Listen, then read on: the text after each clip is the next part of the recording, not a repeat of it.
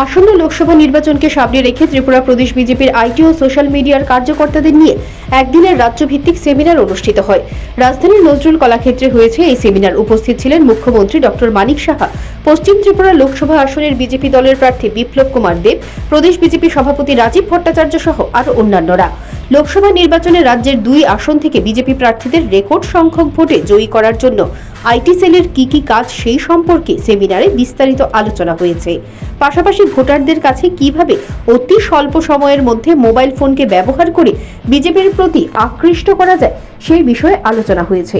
মুখ্যমন্ত্রী ডক্টর মানিক সাহা, প্রদেশ বিজেপি সভাপতি রাজীব ভট্টাচার্য এবং পশ্চিম ত্রিপুরা আসনের বিজেপি প্রার্থী বিপ্লব কুমার দেব সেমিনারে আইটি সেলের কর্মীদের দিকে নির্দেশ করেছেন। অসংখ্য ধন্যবাদ আপনাদের।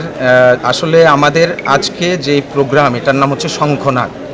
আমাদের ভারতীয় জনতা পার্টির আইটি সোশ্যাল মিডিয়া বরাবরই আমাদের পার্টির এই আইটি সেল বরাবরই পার্টিকে শক্তিশালী করতে পার্টির মেরুদণ্ড হিসেবে কাজ করে এবং পার্টির অনেকগুলো কার্যসূচি, প্রচার বিভাগ বলুন, টেকনিক্যাল বিভাগ, সমস্ত বিভাগে আমাদের দায়িত্ব সবসময় থাকে। এবার এই যে নির্বাচন 2024-এর নির্বাচন, লোকসভা নির্বাচন, এখানে মোদিজিকে জয়যুক্ত করার জন্য ত্রিপুরা থেকে 2টো পদ্মফুল উপহার দেওয়ার জন্য আমাদের বর্তমানের মোদির এই যে সুশাসন, এই সুশাসনকে আরও দীর্ঘান্বিত করার জন্য আমাদের 2জন প্রতিনিধি মোদিজি এখানে চুনেছেন বা মনোনীত করেছেন বিজেপি।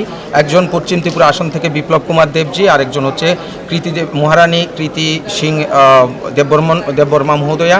ওনাদের 2জনকে আমরা কিভাবে বেশি থেকে বেশি মার্জিনে জয়যুক্ত করা যায়, তার জন্য আইটি সোশ্যাল মিডিয়া কিভাবে প্রচার এবং টেকনিক্যালি প্রতিটা মানুষের মোবাইলে, প্রতিটা মানুষের হাতে, প্রতিটা মানুষের চিন্তায় ঢুকতে পারে এই ভারতীয় জনতা পার্টির জনকল্যাণকর্মী কার্যক্রমগুলো, তার পরিকল্পনা স্থির আমরা করছি।